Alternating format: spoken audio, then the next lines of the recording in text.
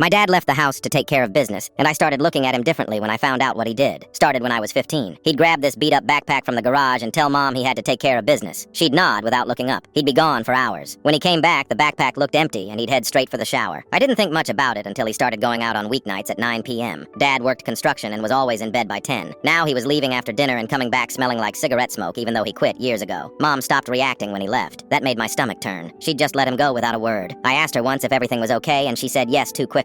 My friend's older brother got arrested for selling pain pills last year. Same kind of thing. Backpack. Weird hours. I didn't want to believe it, but it kept making sense. One Thursday, he left at 8:30. I followed him on my bike. He drove to the apartments on Lincoln Street where half the windows have bars. He parked and grabbed the backpack and went inside. I waited behind a dumpster. 40 minutes later, he came out and the backpack hung flat. A guy in a tank top met him by the stairs. They talked. The guy was holding something. Dad patted his shoulder and left. I followed him 3 more times. Different spots. Same pattern. Full backpack going in. Empty coming out. Someone waiting after. I told my friend Austin. He said check the backpack. Sunday morning, Dad was in the shower and I went to the garage. My hands shook when I unzipped it. Envelopes. Maybe 8 of them. Each had a name and dollar amount. Renee, $250. Tasha, $375. There was also a notebook with addresses and notes. Furnace broken. 3 kids. Lost job. Needs groceries. The shower shut off upstairs. I zipped it back up. That night I couldn't sleep. By morning I'd convinced myself he was running something big. The notebook looked like dealer records. I waited up for him. He came home at 10. Mom was asleep. I was at the kitchen table. He stopped when he saw me. I asked what was in the backpack. His whole body went tense. He said that wasn't my business. I said I already looked. His face changed. He sat across from me and asked what I thought I saw. I didn't want to say it. He pushed. I said it looked like he was selling something. He stared at me. Then he laughed, but it sounded wrong. He asked if I seriously thought he was a drug dealer. I said what else carries cash in envelopes with a list of names. He told me to go get the backpack. I brought it over. He pulled out the notebook and slid it to me. I read the page. Janet, husband left, power getting shut off, gave $300. Next page said, Kevin, car died, can't get to work, paid for alternator. He said when he was 7, his family got evicted. His dad lost his factory job and they couldn't make rent. They slept in their car for 11 weeks in January. He said some guy from the grocery store paid for them to stay at a motel for a week and brought them food. His mom cried. Dad never forgot. He started this 11 years ago. Someone at work would mention a coworker struggling. He'd check if it was real and then help. Cash for bills, groceries, car repairs. He used his savings. Mom knew. They didn't tell anyone because it made people uncomfortable. I asked why he hid it from me. He said because I was a kid and he didn't want me worrying or thinking we were doing something wrong. I felt sick. I'd spent weeks thinking my dad was a criminal. I started crying. He looked panicked. He said it was fine, that it made sense why I'd think that. But I couldn't stop seeing him differently. I'd never thought of him as someone with a past. Someone who'd been a scared kid in a freezing car. I started noticing things. He'd give his lunch to new guys at work. He'd let people cut in line at the store. He'd always have cash for people on corners. Next time he left, I asked to come. He looked surprised, but said okay. We drove to a duplex with newspapers taped over a window. He knocked. A woman answered holding a baby. Dad handed her an envelope and said he heard her boyfriend took off and she needed rent help. She tried to thank him and he was already walking away. In the truck, he said that's why he doesn't tell people, because then it becomes about him. He said you help and you leave.